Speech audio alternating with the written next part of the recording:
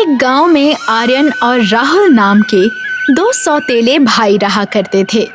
आर्यन जहां वेज बिरयानी का ढाबा चलाता था, तो वहीं राहुल अपने पिता के छोटे से खेत में स्ट्रॉबेरी उगाकर बेचा करता था। एक शाम जैसे ही राहुल अपने घर में घुसता है, तभी उसके पिता कैलाश गुस्से से राहुल से कहते हैं, राहुल, कल से तुम स्ट्रॉबेरी के खेत में नहीं जाओगे। मैं वहां पर स्ट्रॉबेरी की जगह पर किसी और फल की खेती करूंगा। आप जानते हैं पिताजी कि मैं ऐसा नहीं कर सकता। मुझसे बहस करने की जरूरत नहीं है। सीधे सीधे ये क्यों नहीं कहते पिताजी कि ऐसा करने से आपको मेरी सौतेली माँ ने मना किया है। राहुल की बात सुनकर राहुल की सौतेली माँ कमला गुस्से से राहुल से कहती है, हाँ, मैंने मना किया है तो क्या कर लोगे तुम? अरे दिन भर कोई काम धंधा तो करते नहीं, सारा दिन निठल्ले बनकर खेत में घूमते रहते हो। अरे मेरे बेटे आर्यन से कुछ सीखो। देखो वो अपने ढाबे में वेज बिरयानी बेचकर कितना कमाता है। अगर आर्यन इतना ही कमाता है तो आपको मेरी माँ के खेत पर बुरी नजर रखने की कोई जरूरत नहीं है। उस स्ट्रॉबेरी के खेत से मेरी माँ की यादें जुड़ी हुई हैं। इतना बोलकर राहुल अपने कमरे में चला जाता है। राहुल को गुस्से में देखकर उसकी पत्नी अर्चना उससे कहती है, आपको इस तरह से पिताजी से बात नहीं करनी चाहिए थी। तुम जानती हो अर्चना कि मेरी सौतेली माँ हमेशा पिताजी को मेरे खिलाफ भड़काती है। हाँ जानती हूँ, लेकिन आप खुद सोचिए कि अगर किसी दिन पिताजी ने अपनी माँ की बातों में आकर हम दोनों को घर से बाहर निकाल दिया तो हम क्या करेंगे? वैसे भी आप स्ट्रॉबेरी बेचकर जितनी भी कमाई करते हैं सब अपने पिता के हाथ में रख देते हैं, जबकि आपका सौतेला भाई जितना भी कमाता है एक भी फुट्टी कौड़ी घर पर नहीं देता।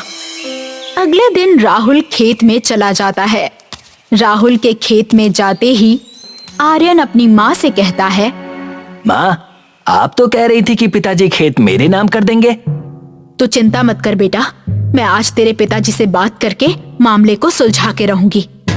कुछ देर बाद कमला कैलाश के कमरे में आकर गुस्से से बोलती है, शादी से पहले तो आपने मेरे घर वालों से कहा था कि आप मेरी हर बात मानेंगे। आखिर मैंने तुम्हारी कौन सी बात नहीं मानी कमला? तो फिर उस स्ट्रॉबेरी के खेत को मेरे बेटे के नाम करवा दीजिए। कमला, घर को तो मैं पहले ही तुम्हारे नाम करवा चुका हूँ। अगर स्ट्रॉबेरी का खेत भी मैं आर्यन के नाम करवा दूंगा तो फिर राहुल क्या करेगा? वो तो बेचारा आर्यन की तरह पढ़ा लिखा भी नहीं है। सही कहा आपने, राहुल आपका सगा बेटा है ना, इसलिए वो आपको बेचारा लग रहा है। और आर्यन मेरे पहले पति का बेटा है, तो आपको उसका ख्याल क्यों आएगा? रो मत कमला, अगर तुम्हारी यही जिद है तो फिर मैं आज ही आर्यन को लेकर तहसील चला जाता हूँ और अपना खेत उसके नाम कर देता हूँ। कैलाश उसी समय अपने सौतेले बेटे आर्यन को लेकर तहसील चला जाता है और अपना खेत उसके नाम करवा देता है। शाम को जैसे ही राहुल घर पर आता है तो कैलाश उससे कहता है, मैंने खेत आर्यन के नाम करवा दिया है राहुल। बेहतर होगा कि अब तुम कल से खेत में ना जाओ। ये सुनकर राहुल बुरी तरह से चौंक जाता है। ये तो मेरे साथ अन्याय है पिताजी, आपको ऐसा करने का कोई अधिकार नहीं। तुम्हारी इतनी हिम्मत कि तुम मुझे अब अधिकार बताने लगे। मेरे अधिकार कितने हैं शायद तुम नहीं जानते। जाओ, इसी समय अपनी पत्नी को लेकर यहाँ से निकल जाओ। वैसे भी ये घर मेरे नाम पर है और मेरी भी मर्जी नहीं है कि तुम यहाँ पर रहो। राहुल की आंखों में आंसू आ जाते हैं। वो अपनी पत्नी को लेकर घर से बाहर निकल जाता है।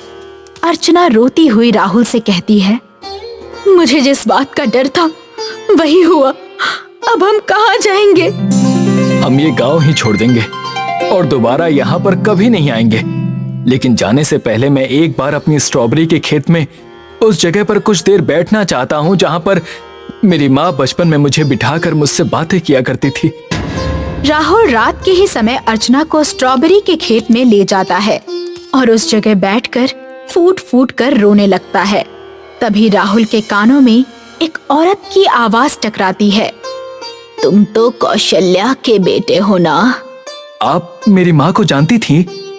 हाँ, अच्छी तरह से। तुम्हारी माँ बहुत अच्छी इंसान थी, उसने ही मुझ विधवा को सहारा दिया था। लेकिन तुम अपनी पत्नी के साथ इतनी रात को यहाँ क्यों रो रहे हो बेटा? राहुल उस बूढ़ी औरत को सारी घटना बताता है।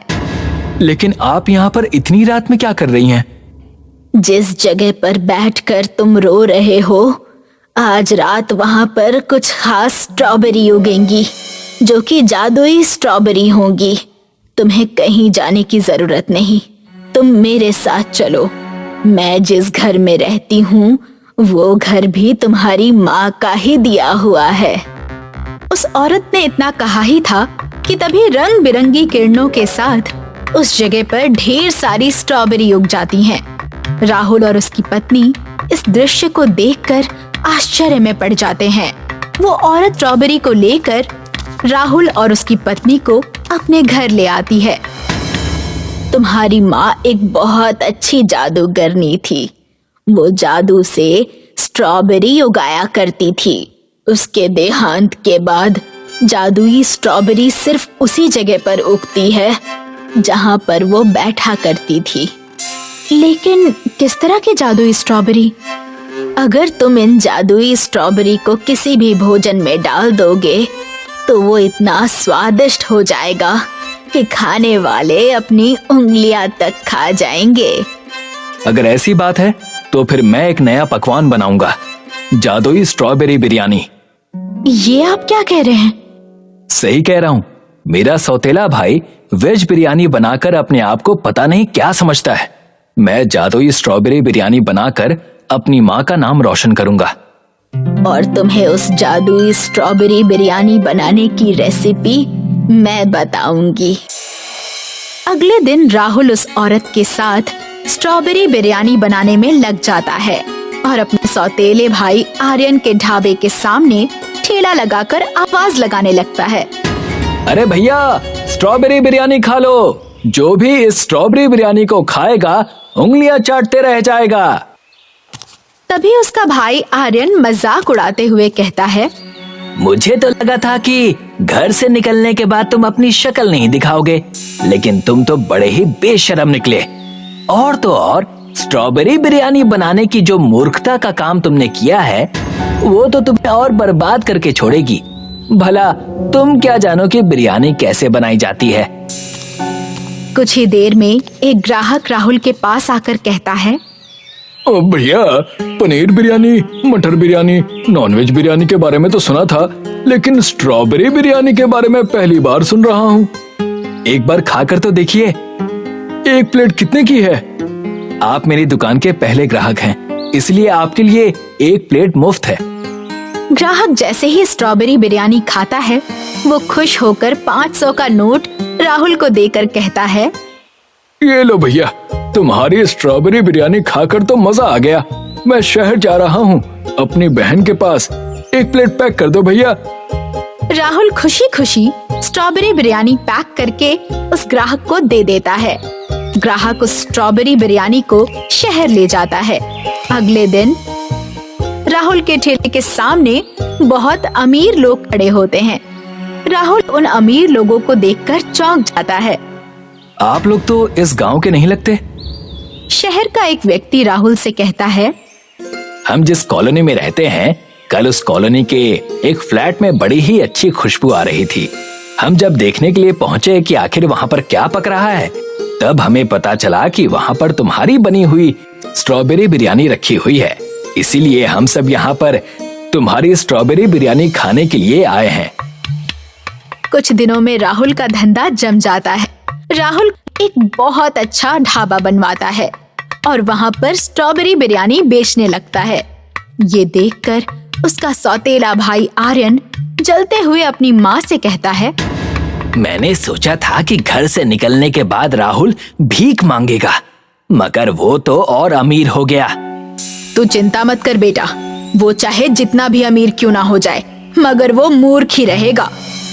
अगले दिन कमला अपने बेटे आर्यन के साथ राहुल के ढाबे पर जाकर राहुल से कहती है, मैं एक ग्राहक बनकर आई हूँ, तुम मुझे और मेरे बेटे को अपनी स्ट्रॉबेरी बिरयानी नहीं खिलाओगे?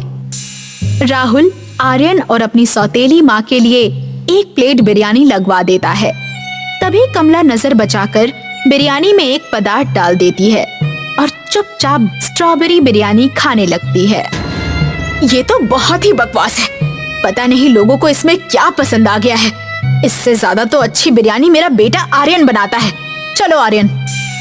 कमला आर्यन को लेकर वहाँ से चली जाती है और इंतजार करने लगती है ग्राहकों के बीमार पड़ने का, क्योंकि कमला ने पेट खराब करने की दवाई बिरयानी में मिला दी थी। मगर ऐसा कुछ भी नहीं होता। कमला घर पर आर्यन से कहती है, समझ नहीं आता ग्राहकों के पेट क्यों नहीं खराब हुए। तभी वहाँ पर राहुल पुलिस लेकर आ जाता है।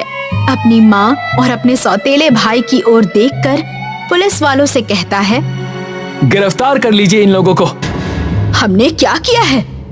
तुम बिरयानी में पेट खराब करने की दवाई मिलाने से पहले शायद भूल गई थी कि मैंने अपने ढाबे में सीसीटीवी कैमरास भी लगवा दिए हैं। तभी वहाँ पर राहुल के पिता कैलाश आते हैं और अपनी पत्नी की ओर देखकर गुस्से में कहते हैं, एक तो तुमने धोखे से मेरा घर अपने नाम करवा लिया और मुझे बातों में बहला फुसलाकर मेरा स्ट्रॉबेरी का खेत भी आर्यन के नाम करवा दिया। और जब राहुल ने मुझसे पैसे लिए बगैर तरक्की की तब तुम मुझसे जलने लगी। इसका मतलब राहुल सही कहता था, तुम राहुल को कभी पसंद ही नहीं करती थी। इतना बोलकर कैलाश पुलिस वालों से कहता है, इंस्पेक्टर साहब, गिरफ्तार कर लीजिए इन दोनों को। पुलिस कमला और आर्यन को गिरफ्तार करके जेल में डाल देती है। कैलाश अपने बेटे से कहता है, मुझे माफ कर दो बेटा और अपने घर आ जाओ। तुम्हारी माँ का स्ट्रॉबेरी का खेत तुम्हारा ही रहेगा। पिताजी, वो खेत कल भी मेरा ही था और आज भी मेरा ही है। कुछ समय बाद राहुल अपनी पत्नी के साथ फिर से अपने घर पर रहने लगता है और अपने गांव में अपनी माँ के नाम का एक 5 स्टार होटल बनवाकर जादुई स्ट्रॉबेरी बिरयानी बेचने लगता है और उसकी जादुई स्ट्रॉबेरी बिरयानी सारे विश्व में प्रसिद्ध हो जाती है।